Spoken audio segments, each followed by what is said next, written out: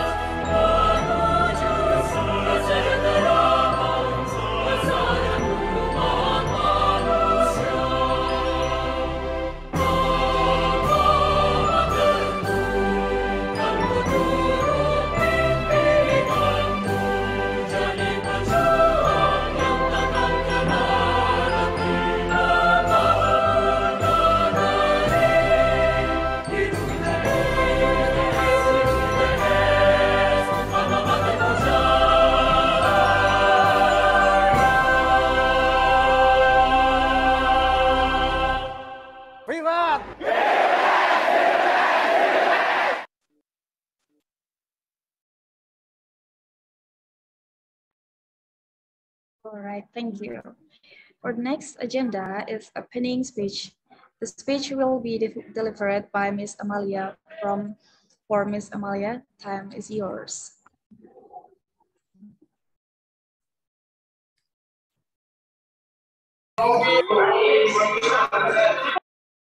Thank you, Putri. Can you listen to my voice? Yes. Yes. Okay. Very good afternoon, ladies and gentlemen, all webinar participants. First, let me introduce myself. I'm Amalia. I'm Secretary of Department on behalf Head of Civil Infrastructure Engineering. Our honorable distinguished speaker, Mr. Cătălin Vrabie. I'm sorry for any mistaken from me if I not good in spelling your name, Mr. Cătălin Vrabie, from University of Southeastern Norway.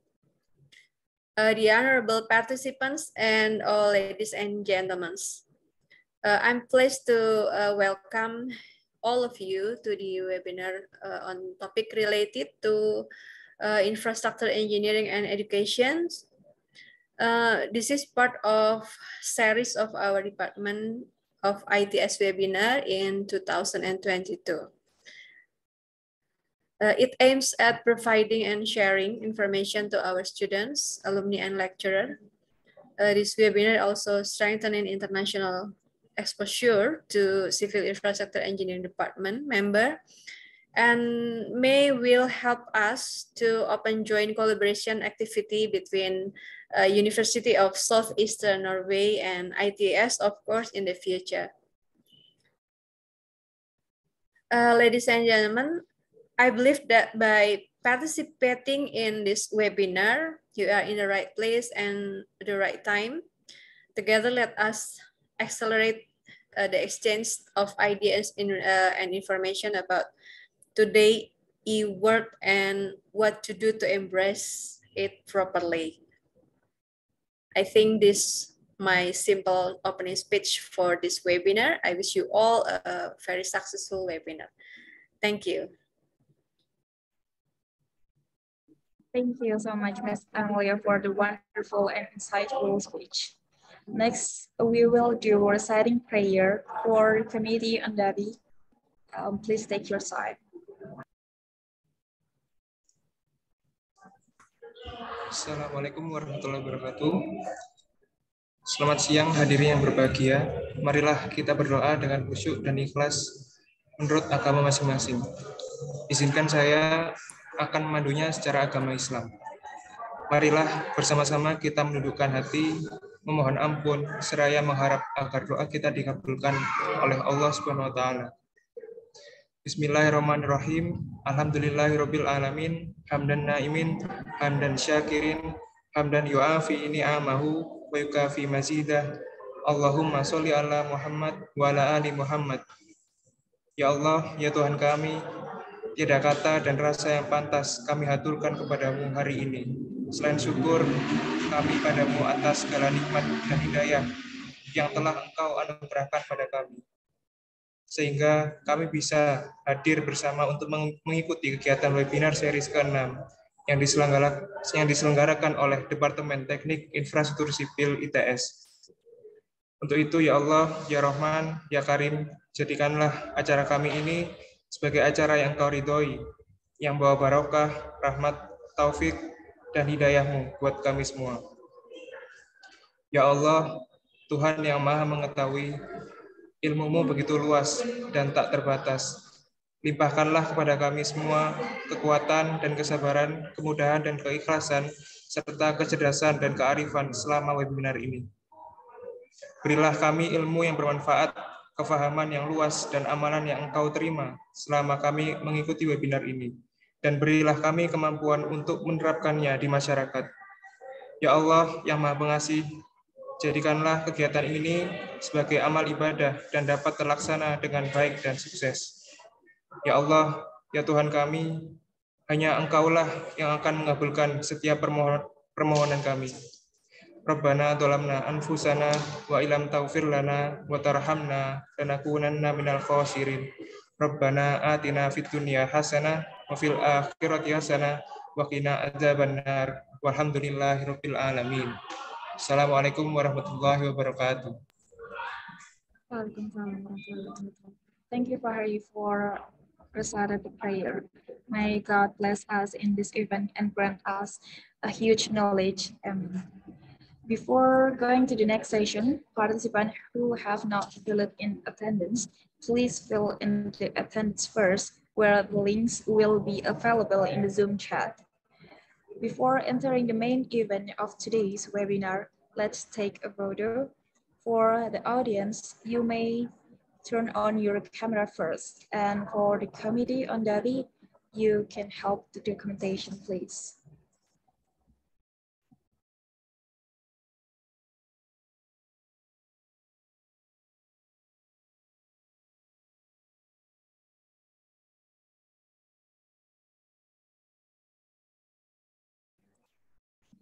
Okay, we have 3 slides.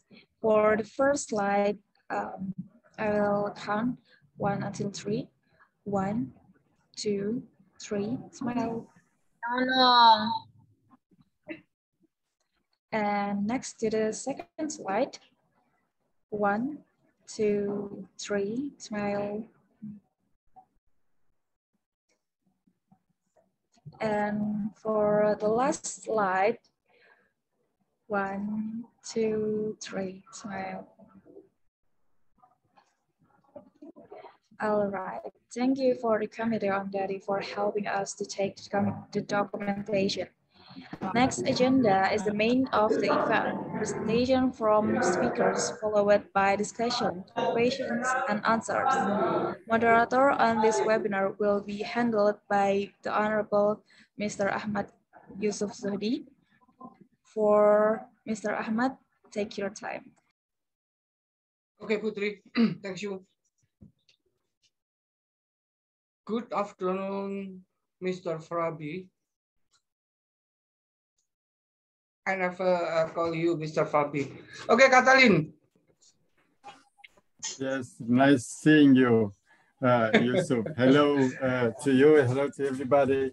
Hello to all the great audience we have today. Thank you very much for inviting me. It's a real pleasure. Thank you, Cătălin. This is introduction from Mr. Vrabie for teaching education. So your curriculum vitae will be stated from himself because he is more familiar with his CV. So Cătălin, just make a simple curriculum vitae, say to the audience, and we are listening. Your time start now. Thank you very much. Once again, I feel honored, and I need to thank you in particular for being here at this event. I really appreciate that, and I hope this is just the start of very fruitful collaboration between our university and me representing it here, and you and the university you represent. Here we are. Yeah. I will just briefly present myself a bit. I'm a computer engineer. I'm specialized in software programming. However, the speech of today is not too much technical, but it's only giving some info regarding the world we are living in today. I'm teaching, currently I'm a professor at National University of Political Studies and Public Administration in Bucharest, Romania.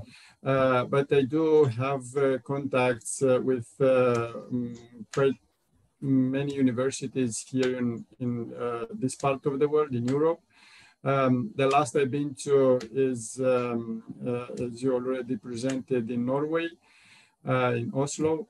However, my main university, the one I feel like connected by heart, is the one I mentioned in Romania, National University of Political Studies and Public Administration. Well, I think that's about all I need to say about me. More details you will just find by browsing the internet. I'm sure it's showing off is not something that I'm comfortable doing it. I will, if you allow me, I will share my screen in order to start a short presentation. But before that, I would like to ask you and all the audience if you are familiar with Kahoot. Have you heard about? Do you use Kahoot? Right? It's very common nowadays. Yeah, I was just making sure. I already knew the answer to say so, but okay. So I will firstly start the PowerPoint presentation, and then we will jump to Kahoot in order to, I don't know, maybe to engage the audience a bit more. And while we will have this Kahoot, I will also present the ideas behind. Let me now share the screen. I have multiple screens here, so I need to choose the one I need. 1 second. Like all the computer experts do fail sometimes. Share screen. Yeah, I found the button.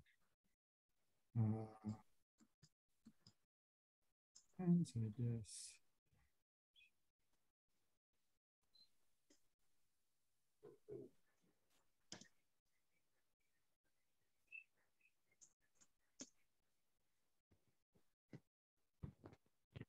Aha.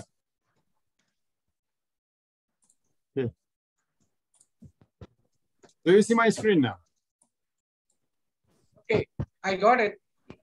Oh, okay. Yeah, I have multiple screens here, and yeah, I was not sure if I will share it correctly. So the speech of today is the E-word of today, and I already presented myself. So no more reason to get into this again. It's as I said, a real pleasure being here. Of course, and this is a rhetorical question. No need to answer it now, of course, it's just for the audience. If you have a specific word in mind when saying internet, what will that be? So you just have like a few seconds in order to think about it. Don't use any tools or whatever. Don't write it in chat, even though you can do it, of course, and I will read it at the end.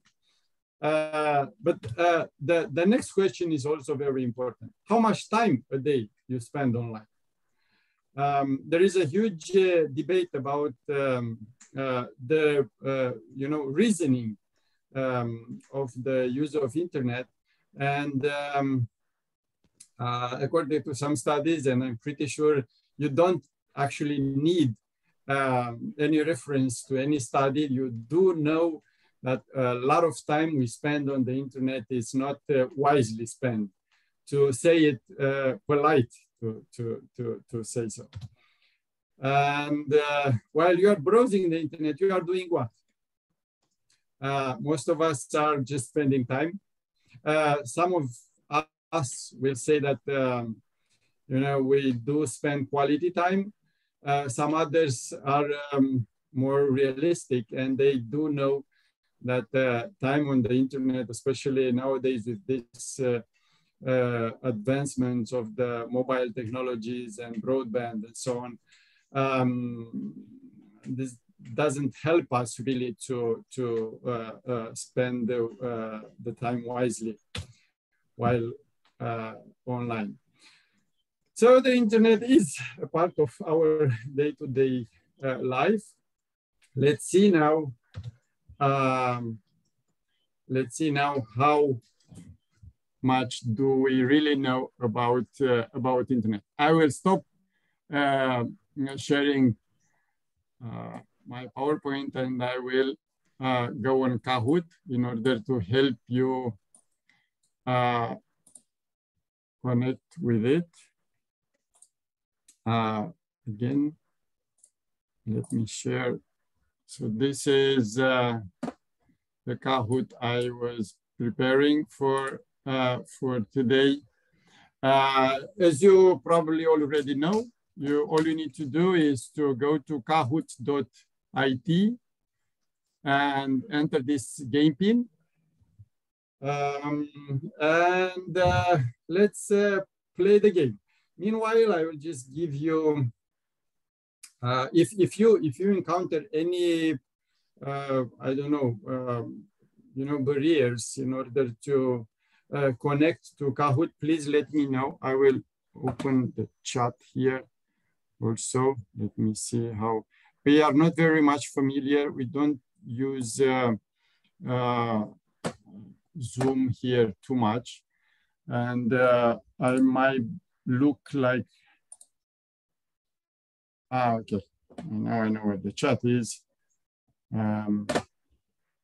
Yeah, so feel free to ask any questions on the chat. Now I have the chat in front of my eyes, and so if you encounter any issues with the connection or with the platform or whatever, please let me know, and we will try solving. I see that yeah, some of you already managed to access it. There are 10 questions. There is no good or bad answer, but of course it will be a ranking at the end, and you will have my applauses. The distance between my city, Bucharest in Romania, and yours is quite large, I might say. So I have no chance to actually give you a present or so, but the world might be big, but it's not that big. So maybe in the coming years or maybe less, we will be able to meet in a face-to-face format, and that will be definitely one of my pleasure. Moreover, I never been to Indonesia, so it will be a nice experience for me to visit you and of course your country. And it's on my bucket list. So yeah. Okay. We are already 15 here, but I think we are more than that, as according to 67, according to my participation list here. Again, to my. So there are 10 questions, and you will have like 30 seconds to answer for each question. Of course, the accuracy of the answer and the speed of answering it is very important in order to gain you know, advantage in the fight with your colleagues. But as I understood, you are already familiar with the system. Should we wait for more? Are there any issues with the connectivity? I see that participants are keep on coming. So we are 23, that's roughly 1/3 of our participants list.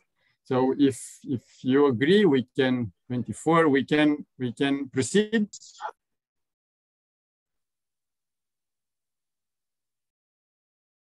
Hmm, 26.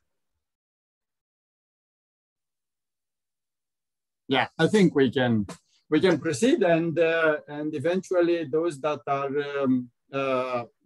getting to the platform a bit late, they are of course welcome, but they might lose the start, as you already know and you are familiar with. So again, 10 questions, 30 seconds for each question, and at the very end we will have ranking order by top to yang mana tuh, Bang? Zoom-nya ini. Please, if okay, so we can start. How to use the smart technologies of today. So the first question: which one of the following statements are true? The first world website was info.cern.ch, that's Switzerland. The first webcam monitored coffee maker. Is there any internet connection on top of Everest?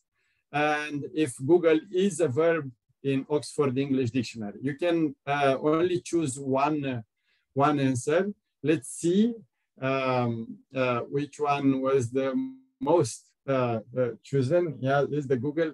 Yes, indeed. However, this very first question had all the four answers correct. It was meant just to start our discussion. So all this info are correct. But I see that you decided for Google as being a verb in the English dictionary, which is absolutely true. It comes from glasses, you might know. But only one of you hit the blue button, the fact that the first webcam monitored a coffee maker. Was it by accident or you already knew this? And now I'm asking, you know, the participant who actually hit the blue button. And you can use, according to my style of, you know, presenting things, I would very much like to be, you know, some kind of a joint presentation. So please use your mics, use the chat box, use whatever in order to get in touch with me or with your colleagues. Or so just use any means you would like to contact. So again, was it by accident or you already knew the fact that the first webcam was meant to monitor a coffee maker? Please. Accidentally.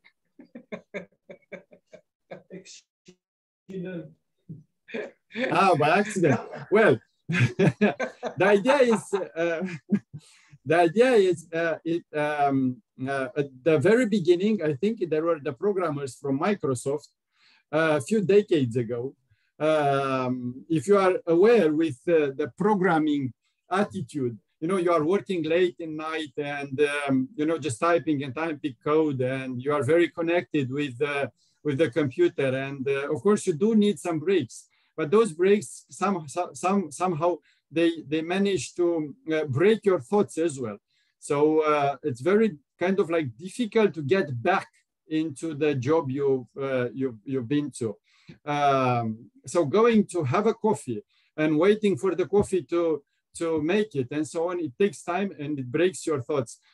So they started to use photo cameras. There were no web cameras back then that were able to send fixed images, few every second, like 5 or 6 pictures per second. Not too much though, if we are comparing with the technology of today. So only 5 to 6 frames per second into an internet, into a local intranet. And by that, they realized that this, let's say invention, even though it's not an invention, they realized that it may have some future. The idea with this is to show that many of the technologies we are using today were not meant to be, you know, revolutionary or something like that. They were just, they only had few very practical implications for those who are in charge with developing, and they are not meant to change the world. This is what I'm actually saying.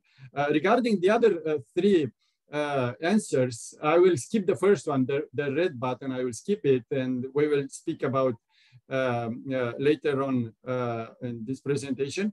The yellow one, is there any internet connection on top of Everest? Of course it is. Of course it's very expensive though, but we can connect to the internet from every point at the surface of Earth, even in the middle of the Sahara Desert, same in the middle of the Pacific Ocean, Atlantic Ocean, or Indian Ocean, whatever. But of course, it's very expensive. It won't be possible though if we are deep below the sea level, if we are in a cave, if we are in the Amazonian forest, because we have no direct connection from our mobile phone to a satellite or communication satellite, which is actually the reason for those connections to be possible. And is this Google a verb in the English dictionary? Of course it is. I already said, yeah, like, and we all use it, like Google it or whatever. So let's see what the ranking after the first questions. First question, I would like to I would like to say hello to our barbarian king. You can, if you want, you can just unmute yourself and say something, or just flash your hand at the camera. I would like to see you. However, the rating here is very, it's changing very fast. So please use it properly. The second question, we use www daily, but do you know where it was invented? It was CERN in Geneva. It was the White House in the United States. Was it Kremlin in Moscow? Nowadays, this question is very tricky, at least here in this part of the world. And was it, or is it FIFA in Zurich? Let's see what your answers are. You still have like few seconds left. Please use it. Indeed, the correct answer is CERN in Genoa. Do you know what CERN stands for? Is anybody that knows what CERN stands for? It's Comisiune Européenne pour la Recherche Nucléaire. It's a French-Swiss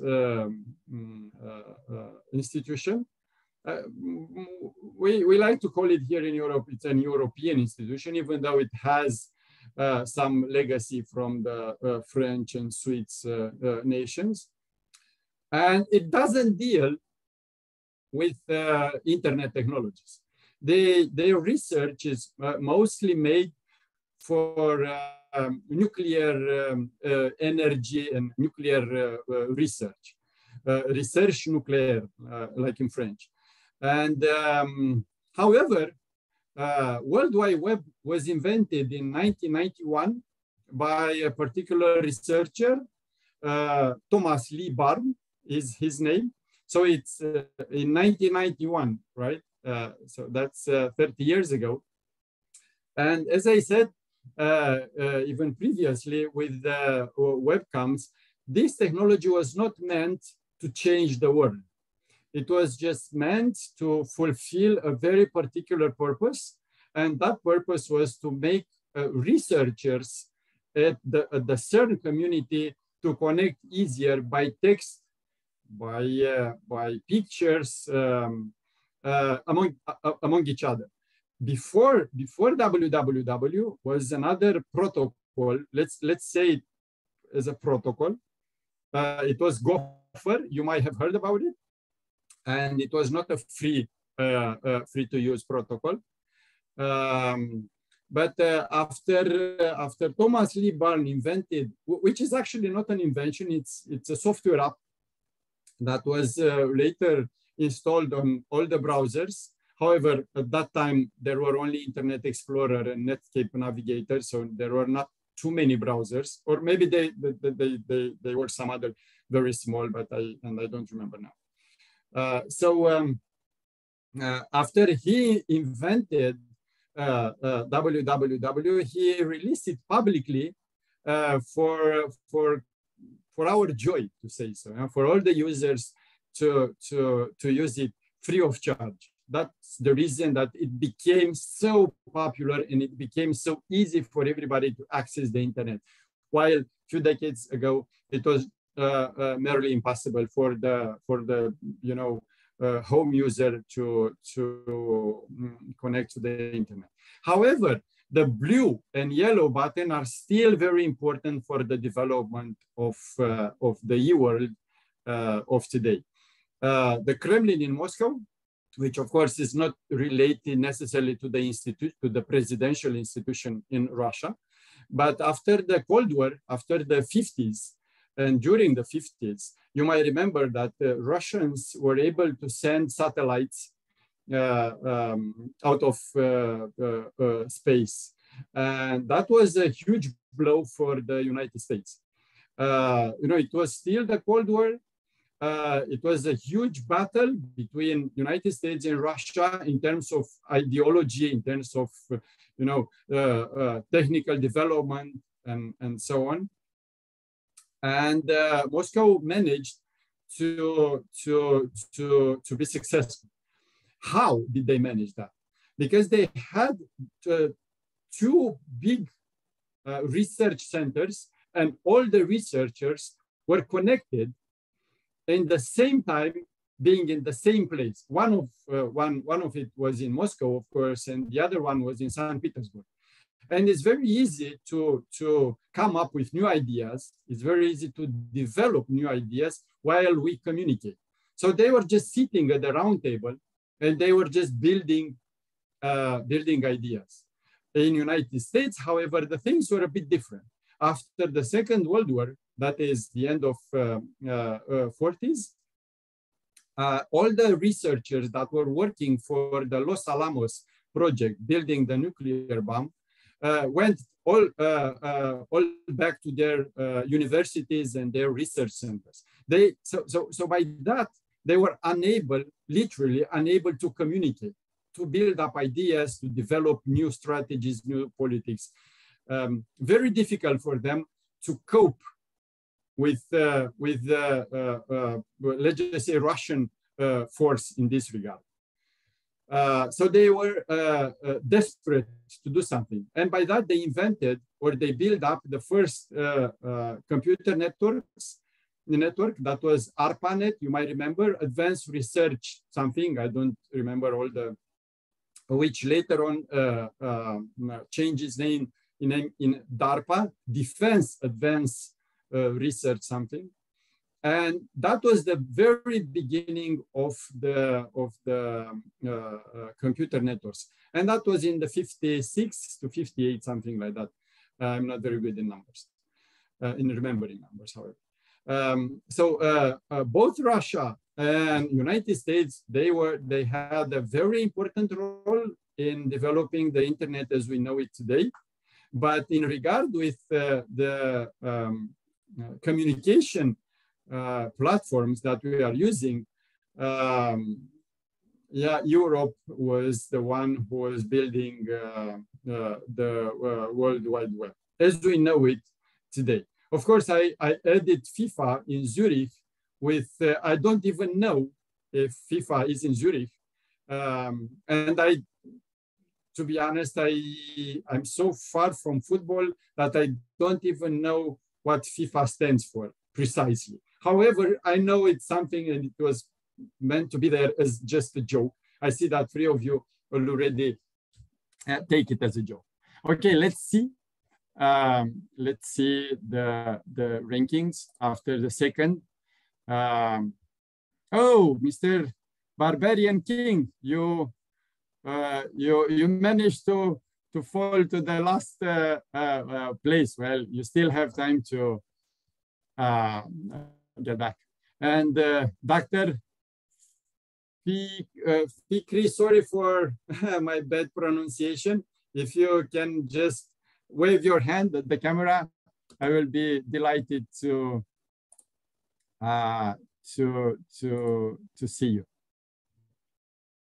Okay, let's go to the next question. Meantime, I will just make some space on my desktop. So previously was Nokia connecting people, but do you know what's connecting us nowadays? Is it smart television? Is it sports? Maybe social media platforms? Or should it be money? What do you think? Let's see what's your answer to this. I'm pretty sure you know that it was Nokia connecting people a decade ago.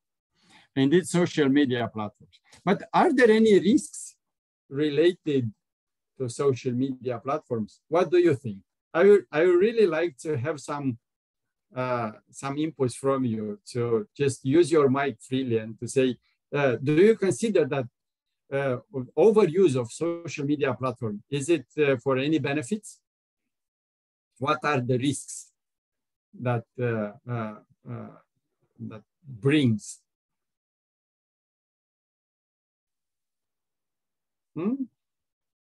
One of the biggest, I think, it's the presence of fake news. While before that, when we were using just emails, it was the spam. But computers developed servers, email servers developed to such an extent that just by the use of some filters, you can get rid of spam. It's not that easy with the fake news. There are a lot of projects, and here we try to, and I'm pretty sure that's available all around the globe. We try to use artificial intelligence to get rid or to reduce the impact of fake news, but it's still very difficult because there is no common definition of what the fake news is. But that's definitely a matter of concern, and it's definitely not easy to solve. It's an issue that as of today, and especially, and I'm pretty sure you know what I'm talking about, especially nowadays, when like 2 years ago, we were just in the middle of a very pandemic situation. Now, here in Europe, we face the Ukrainian crisis, and a lot of fake news are everywhere. You just need to, early morning, you just open up your computer and you are, I might say, invaded by fake news. And that's most of it coming from social media platforms, because nobody take time to actually, make some research over the titles they see on the social media platforms. Very few of us, especially researchers, are doing so. But the journalists or just normal people, they don't spend time doing that. They are just reading the titles and sharing the information with no extra effort to reduce the misleadings that might pop up. So yeah, we need to pay attention to this issue as well. So it looks like we do have a leader for the time being. Okay, let's see the next question. Do you know what industry holds the most richest company in the world? Should that be oil, transportation, aerospace industry, or should it be IT&C? Of course, as this question comes, from harvesting the stock exchange markets around the world and not necessarily bringing real numbers to the statistics. Well, yeah, you gave the right answer. In particular, is IT&C. Of course, oil industry is very rich as well, but as of today, to the New York Stock Exchange market, and not only to New York, but other big stock exchange markets in the world, consider, I think on the first place is Apple, and then it's Facebook, or no, Facebook lost a bit of money. Not too much though, to be actually jeopardized by any means. And then is, I think it's Google, which is actually a company held by, what's the name of the company? Alphabet. Yeah, so it's Alphabet, Amazon, and Microsoft or something. So all those 5 companies are just holding the top 5 position at the New York Stock Exchange market, which means something very important. Before that, so a decade ago, less than a decade, it was oil. It was ExxonMobil who was holding and that was for a century or so.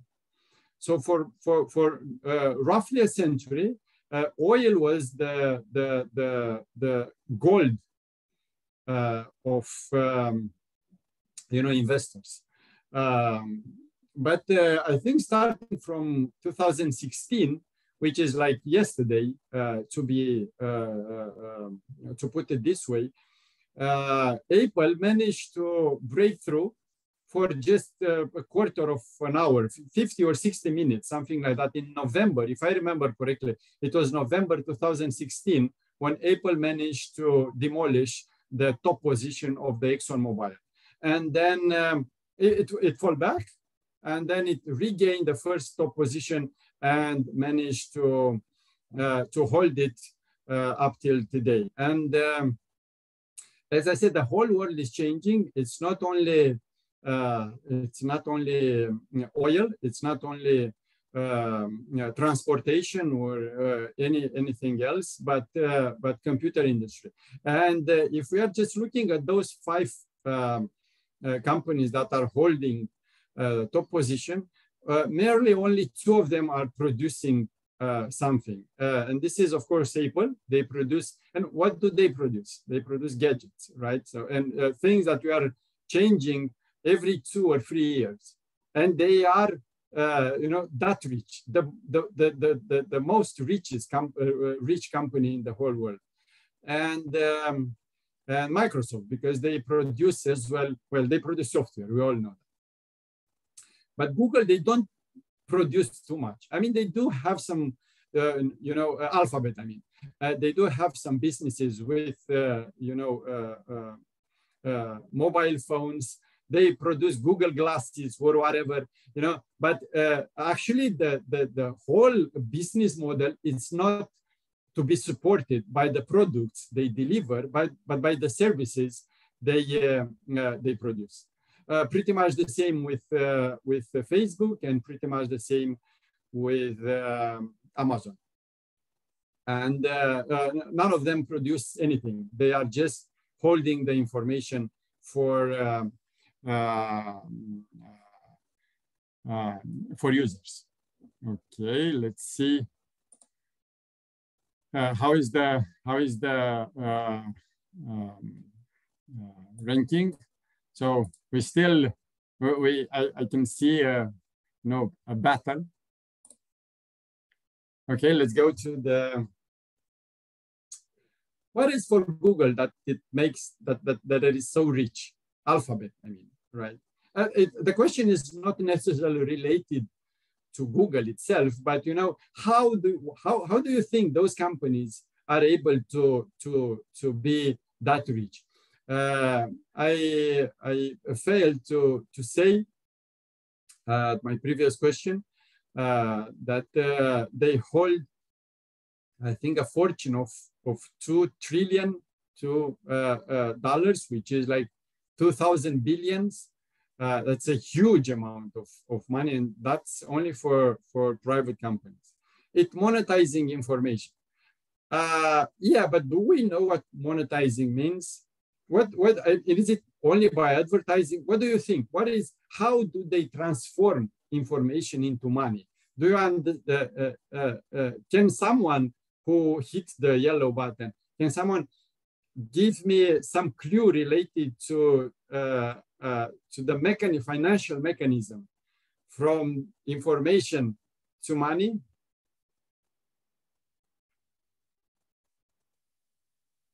They are building profiles, our profiles, mine or yours, and building those profiles. They are selling the profiles to different vendors.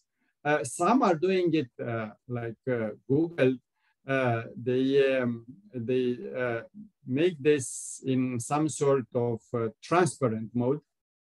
However, not every day, not every time, not with everybody, and of course a lot of constraints here from the companies. But the idea is, and I'm pretty sure you do know what I mean, that our browser knows us better than we know ourselves.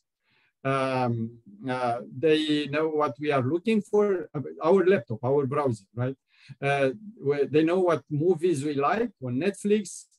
They know what products we buy. They know what food we eat. They know what drinks we drink. Where we've been to traveling, if we've been to traveling, if we like to spend more time home, then they know that too. And a lot of information that are crossing the network. And it was before the Corona strike, somewhere in the center of United States, it was an epidemic of cold. And of course, when you do have some symptoms, you are just using Google in order to find the right remedy. So Google knew that they had in the very first day few million searches on remedies, medicine, and so on. And the very next day, they had a double number of users looking for the same thing, and so on. And they were alerting the health ministry in United States, saying that it's a desperate need of medicine in the area in order to stop the what it was back then,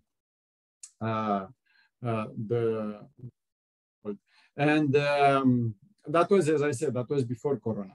And it was a very good example for Corona afterwards. And the health ministry said, well, they acted actually very promptly. But few questions arise. They said, how come a private company like Google had this information before the ministry itself? Well, Google gave the answer, of course. As I said, they said that the users were looking for remedies, and by that, by collecting and aggregating this information, they managed to build up the idea. But actually, the question was, what if Google, instead of going to the health ministry, went to a medicine company, to a pharmaceutical company or something like that, and only by giving this information to the medicine producers would have had, I don't know, a huge return of investment, to put it. Wouldn't that be a correct strategy for Google to develop? Well, they are a private company. Nobody is actually, looking too deep in their business. But that's a model of how to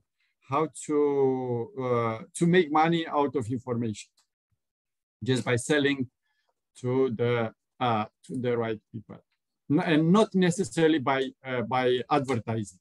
Advertising is just too cheap to actually build up such a huge amount of money as Facebook and Google or Alphabet have. More than 60% of users are using one of the following platforms to get the news. Let's see, what's your main social media platform to get the news from? Is it Instagram? Is it Facebook? Is it LinkedIn? Or is it Twitter? Despite the presentation itself, I'm curious not only for it, but I'm also curious how the things are in Indonesia. I will provide my answer in a second. Twitter, yeah. Most of the Europeans are using Facebook. And indeed, in Europe, most of users are using Facebook for nearly anything, from getting in contact with friends to read the news, which is, as I said, it's not quite the perfect strategy, because it has this drawback, the fake news issue. I see that Twitter, is it in Twitter, is it used more in Indonesia than Facebook? I think it is. Yeah, well, if we compare Facebook with Twitter, I don't have the numbers with me now, but we can, of course, look for it, but it doesn't make any sense to do it now. Yeah, Facebook, most of the Europeans are on Facebook. Most of the United States users are on Facebook, even though indeed Twitter is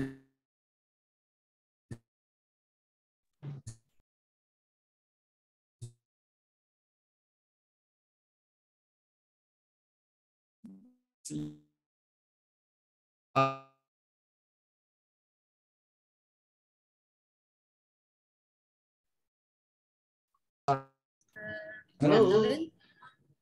Halo, Cătălin. Halo.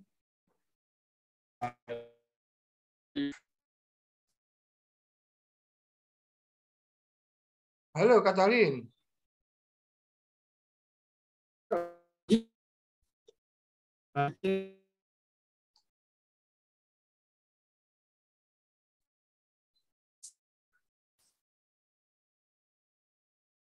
Ini saya aja Pak semuanya ya?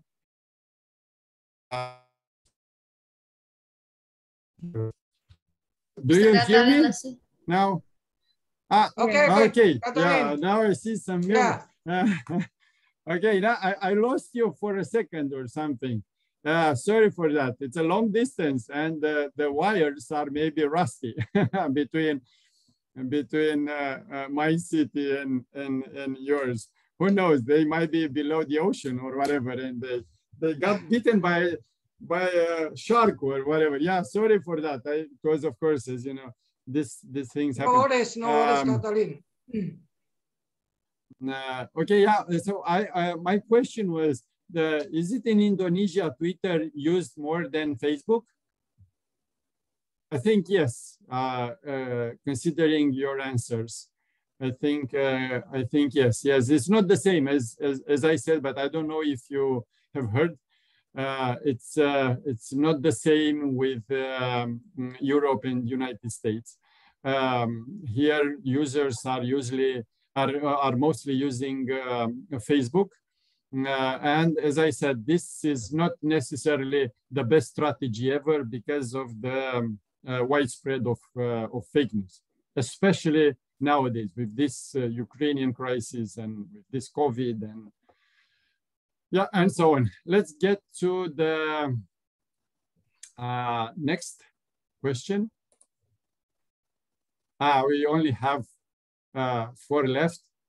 Nowadays, illiteracy is not to know how to write, not to know how to read, not to know how to use a computer, or is it to live remotely, far from alone, far from other people? Is it? Can you hear me? I think yeah. I mean I can see you. To live, I think it is just a joke.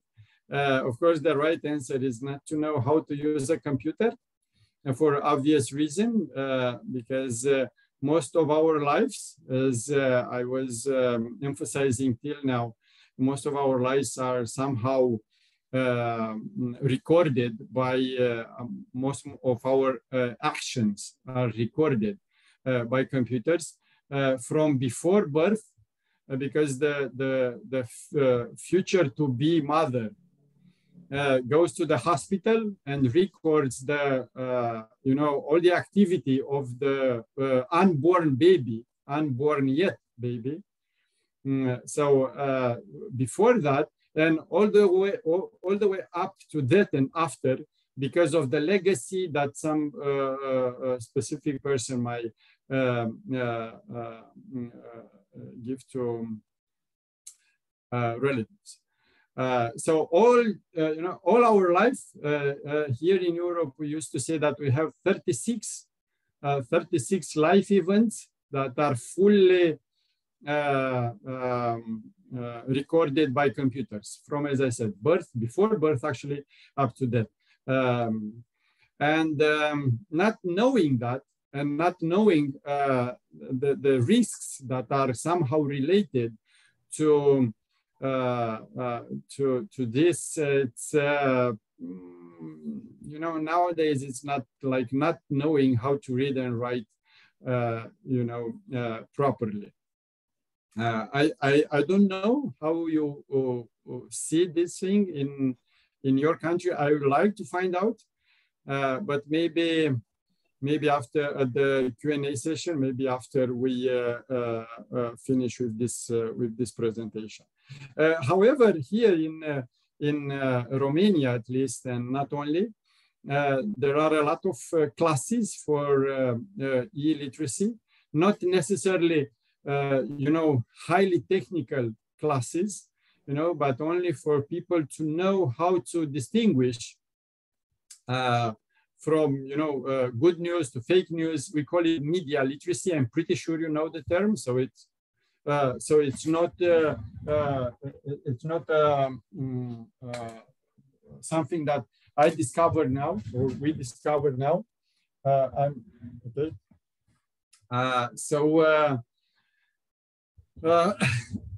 Yeah, it's you might have heard of ECDL, European Computer Driving License, or in outside Europe it's called as International ICDL, International Computer Driving License. It's a program meant to increase the level of knowledge into the IT systems all around the globe. And many details, if you want, I can give you after the presentation. Let's see. Yeah, it's a tough battle. up there. Eighth, do you know what media literacy is? I just said. So please, if you can give some ideas in regard with, okay, I need to add some power to my headset. So any idea on what media literacy is?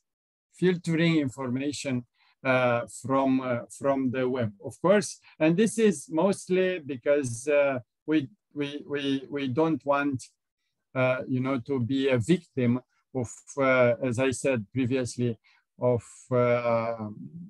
fake news.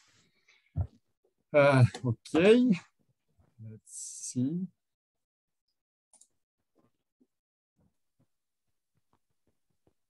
Yeah, there's still a fight. With 2 questions to go, we are some sort in a battle.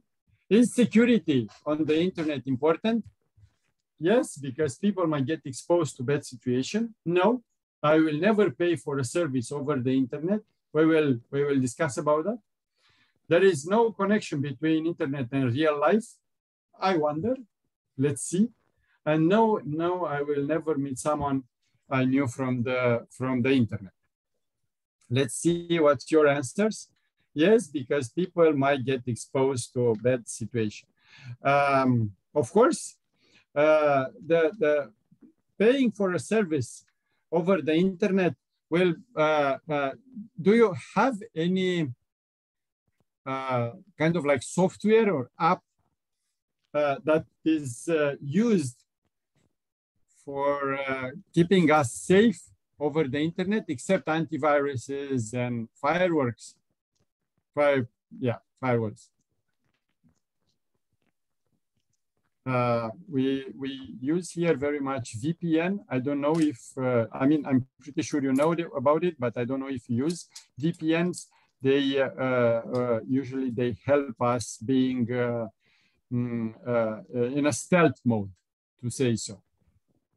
And that might help a bit in getting more secure. There is a huge debate here in regard with security and privacy, because it's very difficult to have them both. If you want to have too much security, you will pay with your privacy. And that's usually okay for some users. For example, if I want to travel, if I want to go to Peru, for example, right? And I need to go into a plane, I won't be very satisfied if I will see no security whatsoever at the airport.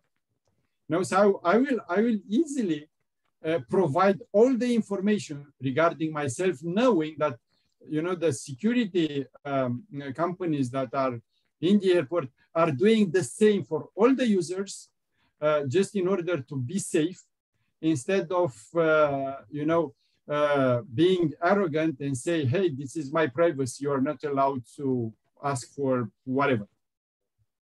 You know, so in this context, I will easily give up my privacy, I don't know, for better security. But this is not always and not all the time. I won't do that out on the city streets, for example. That's not the same when you are at an airport or in a plane traveling from one country to another. So it's a very huge debate in regard to privacy versus security. And there are cities in Europe. London is one of them, which they invested a lot in CCTV and face recognition software and so on. And the crime level didn't fell that much. It was just 1% less than before installing the system, which is you know, arguable. I mean, some are saying, you know, the software and the lack of privacy, the face recognition software and the lack of privacy on citizens are not compensated, to say so, by the reduced crime rate. However, this is, you know, we are just testing. London is one of the first cities in Europe who implemented this system, and now we are all waiting for some results. Of course, it depends what research are you reading. Those that are with the system, they are very optimistic. Those that are against the system, they are very pessimistic, and they always find reasons not to. And the last question, what about privacy? I have nothing to hide.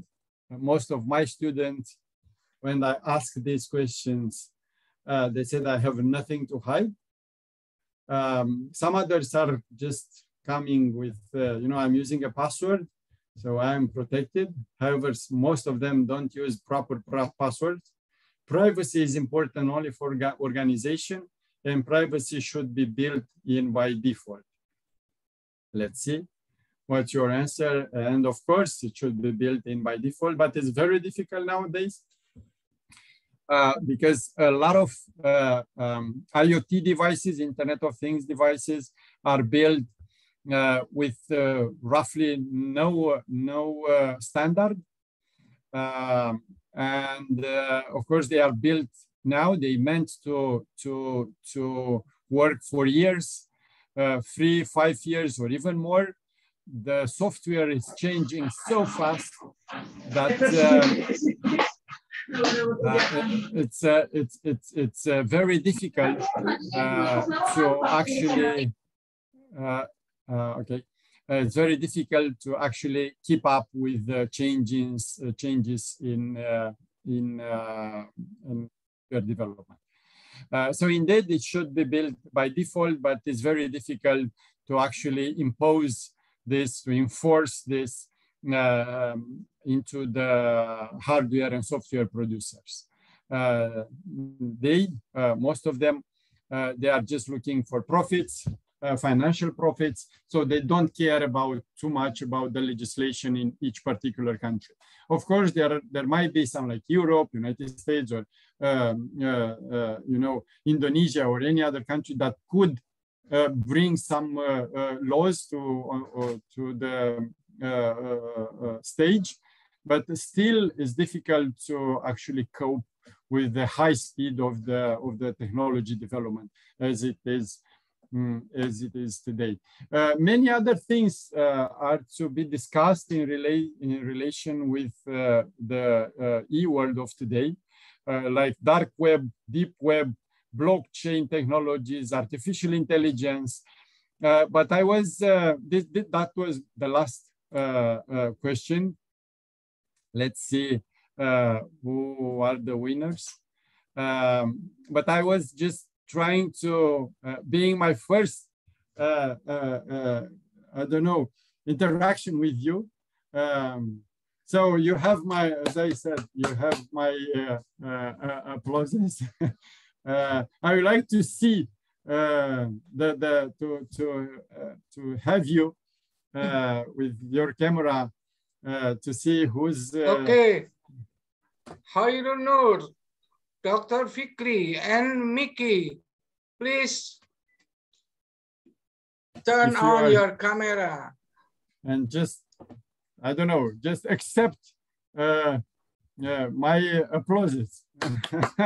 Okay. Nice, nice seeing you. You did a great job. As I said, I will stop sharing the screen, and thank you for. I was willing to speak also about artificial intelligence. I'm very much involved in this, and also by IoT. Internet of Things and the relation with of the IoT, artificial intelligence with smart cities, but that might be for another meeting. It was my first time when I met you, so I was trying to be general, not to go too much into focus, to focus too much on something very precise and deep. Therefore, I was just presenting this as a general framework of what I consider important from the world we are all living into today. So now I'm open to your questions and comments, suggestions, or anything you consider relevant to the presentation we just had. And thank you very much for getting involved. Thank you, Cătălin. Very, very interesting speaking for introduction to electronic world. So please applause to Mr. Cătălin Vrabie. Thank you. Okay. Ada yang mau bertanya? Kalau mau bertanya boleh dalam bahasa Indonesia. Nanti akan diterjemahkan. Nanti akan saya terjemahkan to English. Kalau Anda bisa langsung dengan bahasa Inggris, Anda bisa langsung kontak dengan Mr. Vrabie. Ada pertanyaan? Silakan. Raise your hand.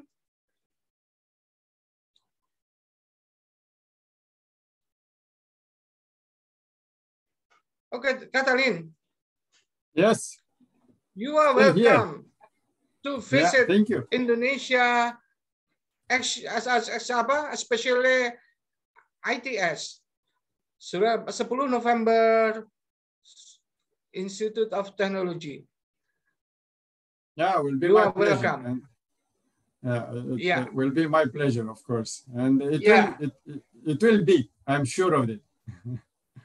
I will introduce you to my head of department, Mr. Khoiri.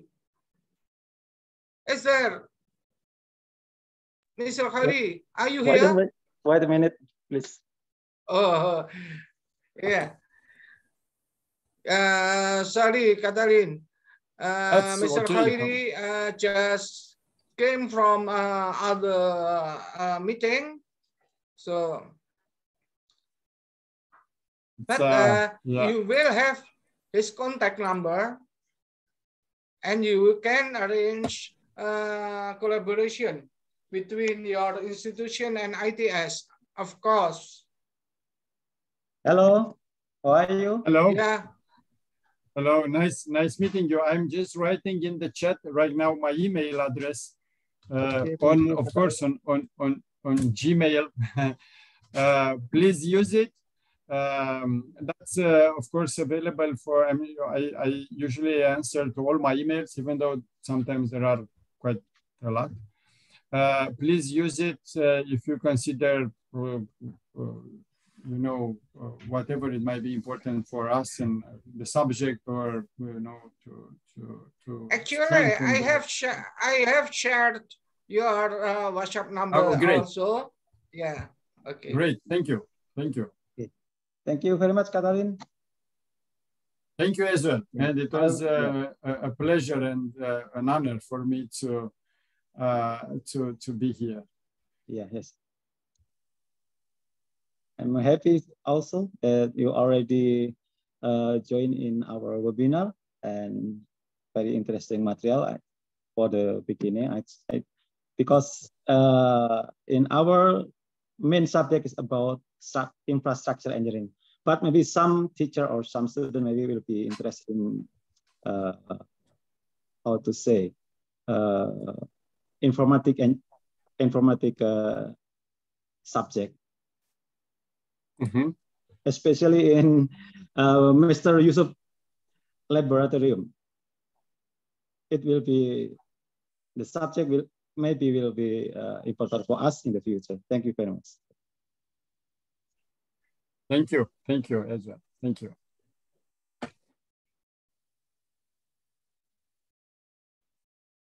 Okay, so if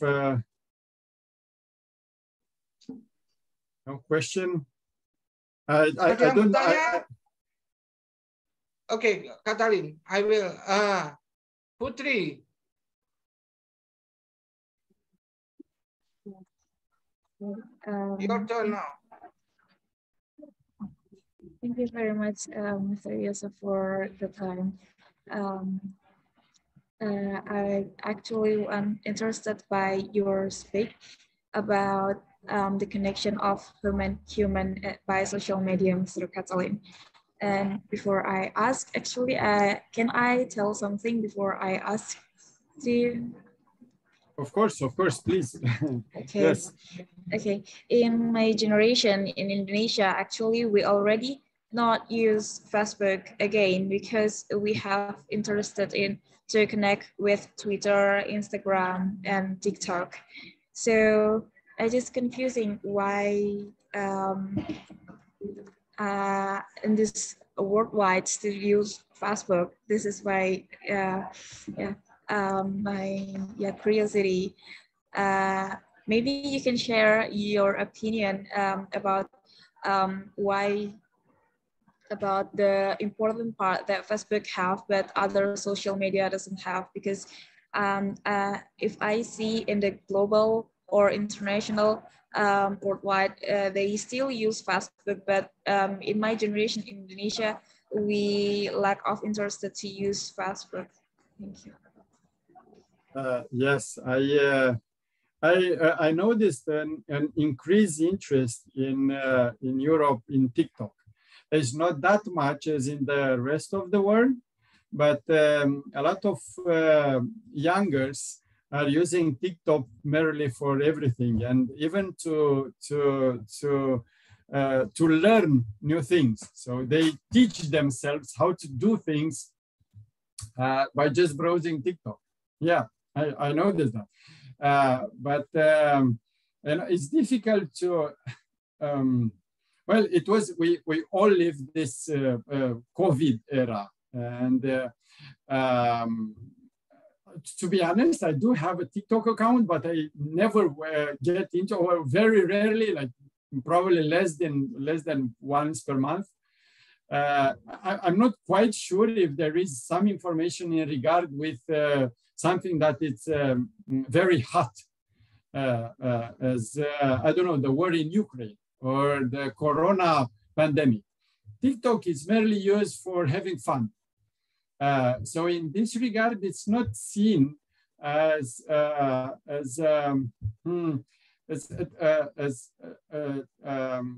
fake news, venue. It's just for enjoying life. Well, it's a funny way to put it, but yeah, well, some are using it for enjoying life. And it's pretty much the same. It's pretty much the same with Instagram. While Instagram is mostly used for pictures and TikTok for short movies, none of them are used properly for sharing the news. News means mostly text to read it, not necessarily top to bottom, but at least to have some text to read it. Usually this text, it is associated with a picture, but the idea behind that is the news itself. While Facebook and also Twitter, it's much more common for sharing the inside info from other companies or officials. Elon Musk, for example, is very active on Twitter. It was before that, it was the former president of United States. So they are very active and they attract people that are willing to get to news. And probably that's why Instagram and TikTok, they are shading a bit in facing Facebook. However, Instagram belongs to Facebook, so it's just they are all together in the same boat, to say so. Yeah, I'm not quite sure if I answered your question, but that will be my answer. All right, thank you for your opinion. So if I can conclude your sentence, you say that Instagram or TikTok or Twitter maybe provide instant information than Facebook. So Facebook, the place that you can see the information with concise and comprehensive more the other social media, right? Yes. Differently put it, but yes, that was that is my statement as well. Yes. Thank you very much for your answer. Thank you as well. Ada lagi yang mau lesen?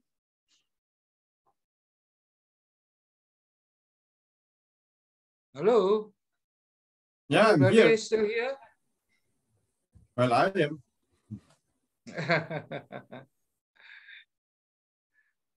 It's as I said, maybe the cables are rusty, and the internet is. Cătălin. Yes. There is question. How far? Please. How far civil infrastructure engineering can follow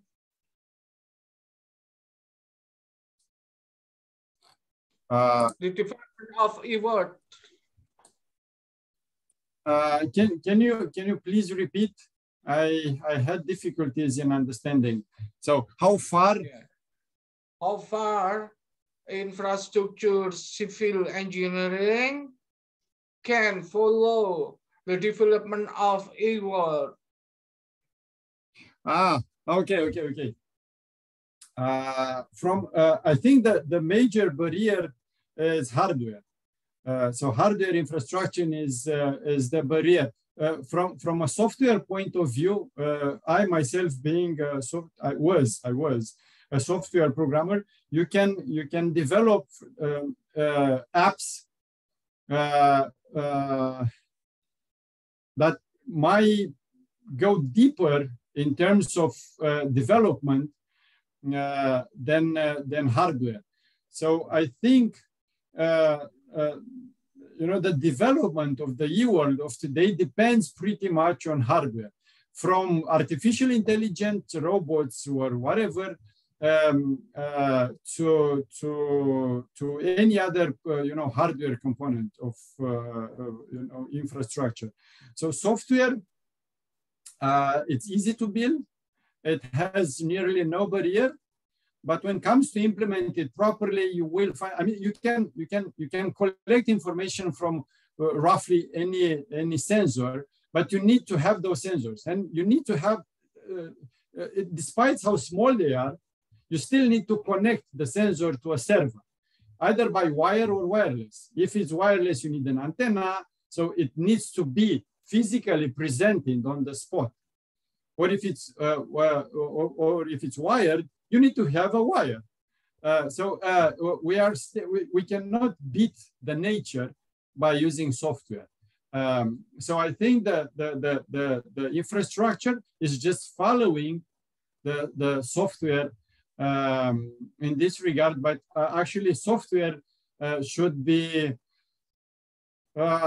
designed around the hardware. It's a vicious circle somehow. I don't see a statistical link, or definitely what I can say that software is faster in development than infrastructure. But how far to measure kind of the distance between one development and the other one is putting them on charts. Well, it's difficult to predict. I don't know.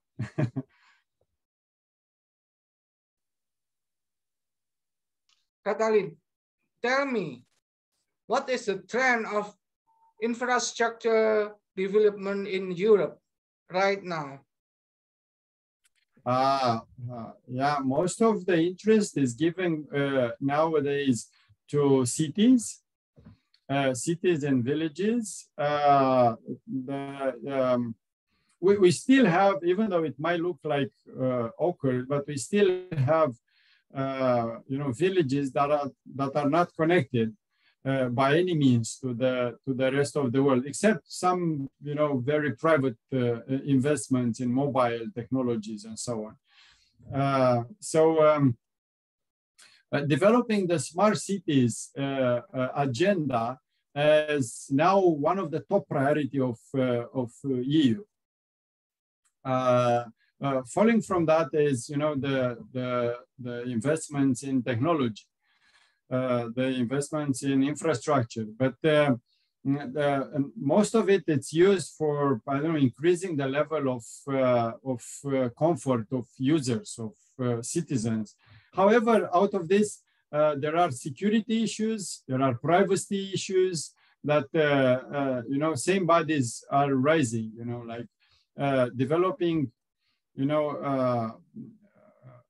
better network, 5G network communication comes with a lot of questions because this allows us also to collect information about users, and usually, especially in southern part of Europe, users don't really like having their life exposed on some servers.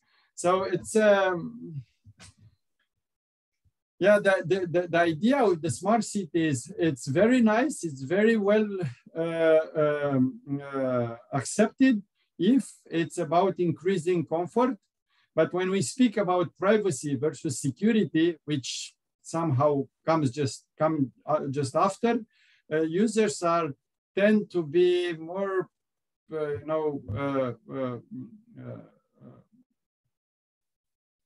cautious. The steps that are made here in Europe are very soft and slow, I guess. Yeah, it's not like in China, for example. If we are comparing Europe with the speed of technology development in China, it's a huge difference. There is actually nothing to compare. It's pretty much the same with Japan, with South Korea, because in those countries, and you are way closer than we are, so you might know the situation way better than we do.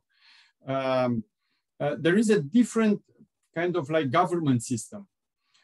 While in Europe, we, pay too much attention to too many small things, and we forget that technology is advancing somehow faster than we are able to understand. We are focused on developing laws that are, old enough already when they get through. Technology is faster. And another issue that it's nowadays under the kind of, the researches areas is using, self-driving cars. It's started to be in Norway, 8 out of 10 cars are electric. So it's a huge, 75 to 80% of the cars in Norway are electric. And most of them are level 3 electric, which is like quite, they can drive themselves quite easily. Of course, they need assistance for human driver. But that's only in Norway and Sweden, not too much in the rest of Europe. But that shows some sort of, new trend in the development of technology in this part of the world. But as I said, lot of questions are here to be answered. Yeah, it's a completely different approach than what is happening in China, for example. A completely different approach. That's why we are way behind in the infrastructure development. Okay, Cătălin. With implementing information of technology in infrastructure development,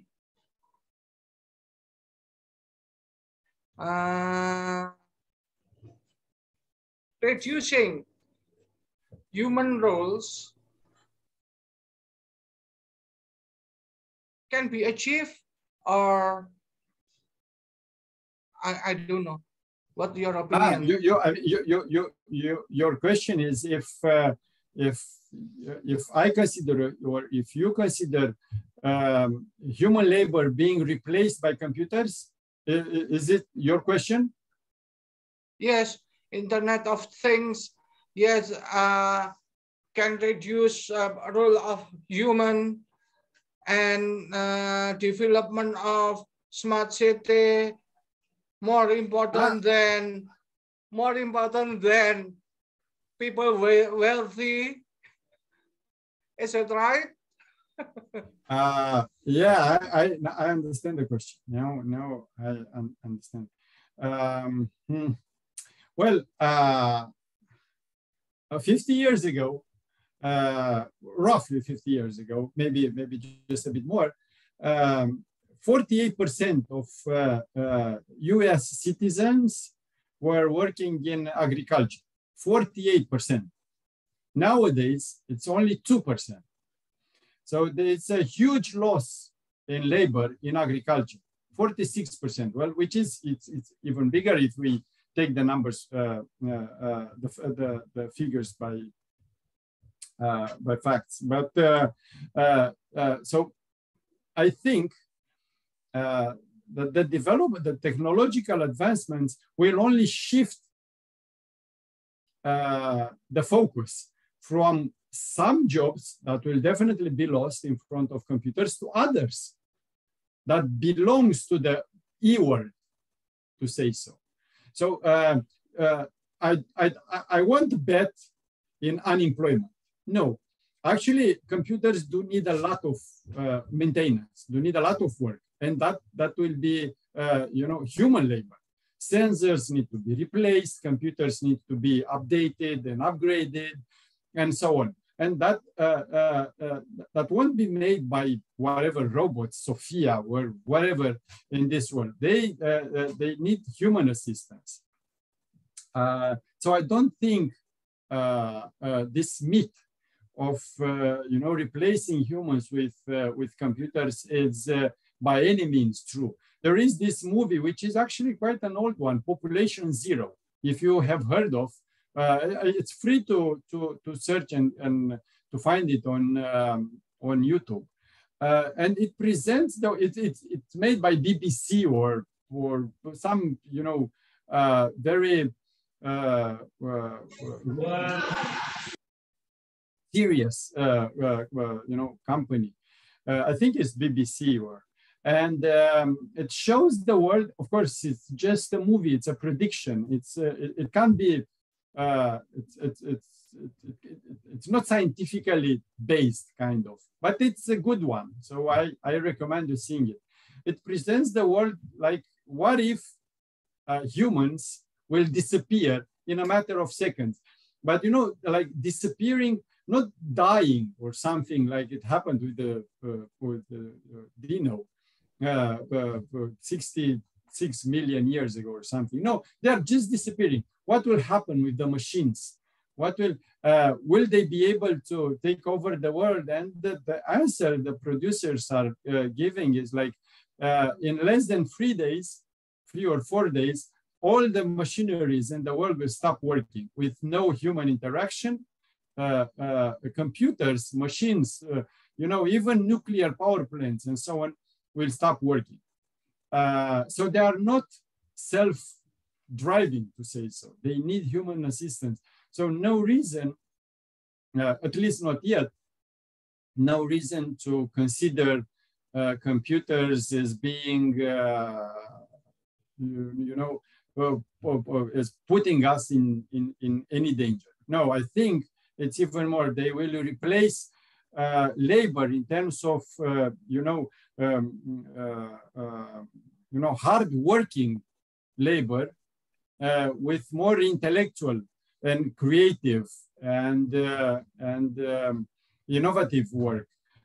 So we need to teach kind of like our kids, instead of working by hand, to work by head somehow. And by that, we will be able to, add value to computers, to the networks, instead of losing our value facing this. This is my approach. This is the way I think.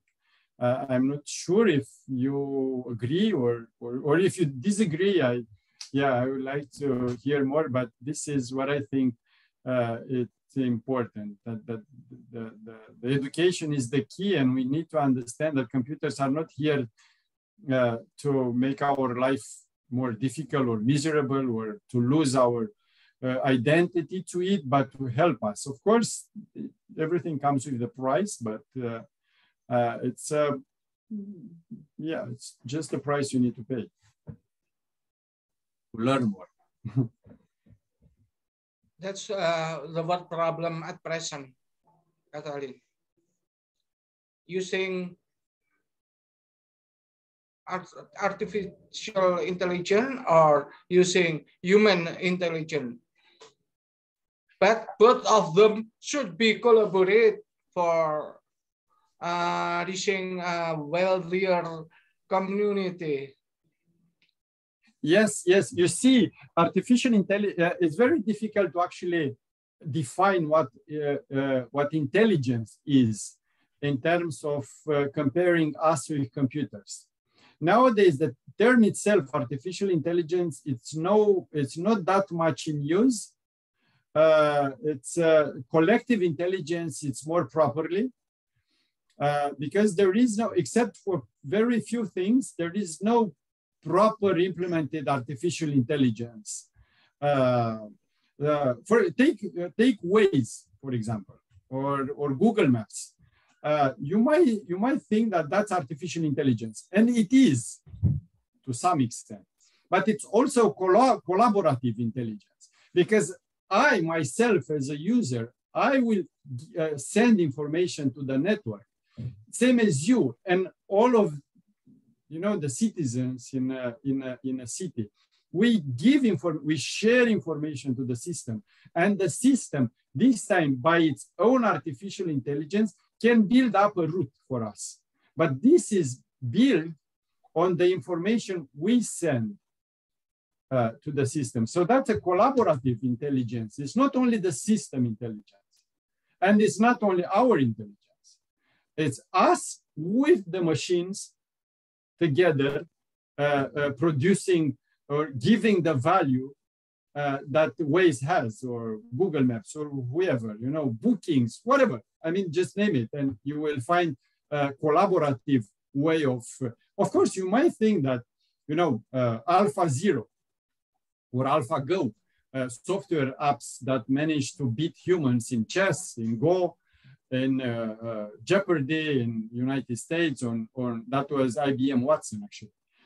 You might think that those software are intelligent and that's it. Yes, and that's absolutely true. And I will stand for it. I will vote for this kind of intelligence because it brings a lot of value. But it's very focused. If you take the software that was able to beat a human at chess and ask it to play a human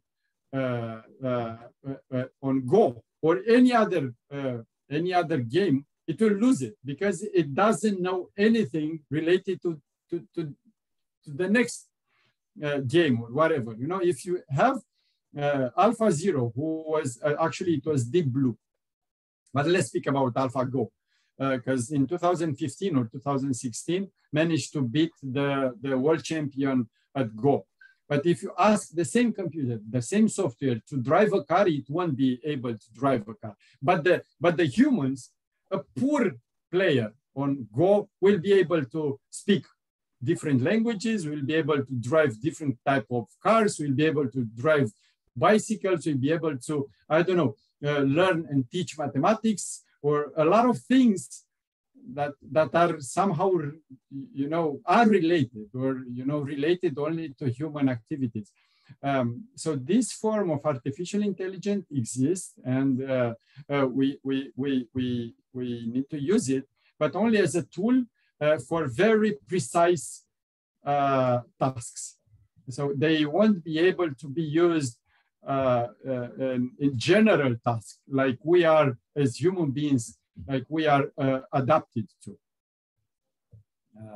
So that this is my way of viewing things in regard with artificial intelligence.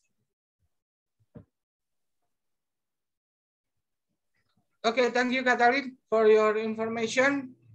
Actually, we should extend our meeting by offline meeting. Yeah. But we still have, you know, plenty of time ahead. I mean, this will was make just a reunion, okay? I hope this was just the beginning of a very nice and fruitful collaboration. So I will. Hopefully, yes. We are waiting. I will. Okay.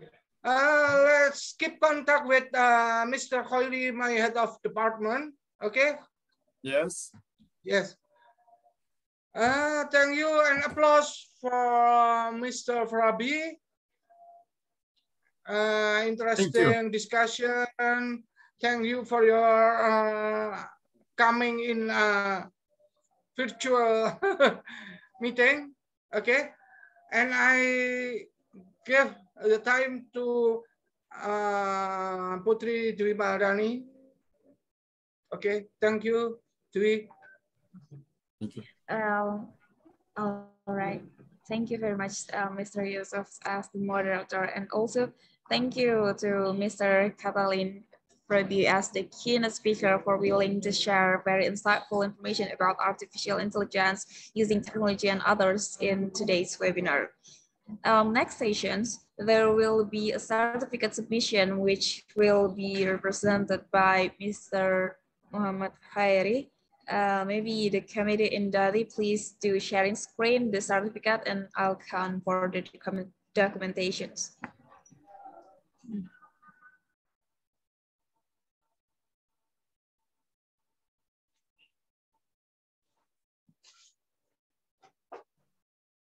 Mr. Cătălin, thank you very much for your nice lecture today, and please receive our certificate for your lecture today. Thank you very much.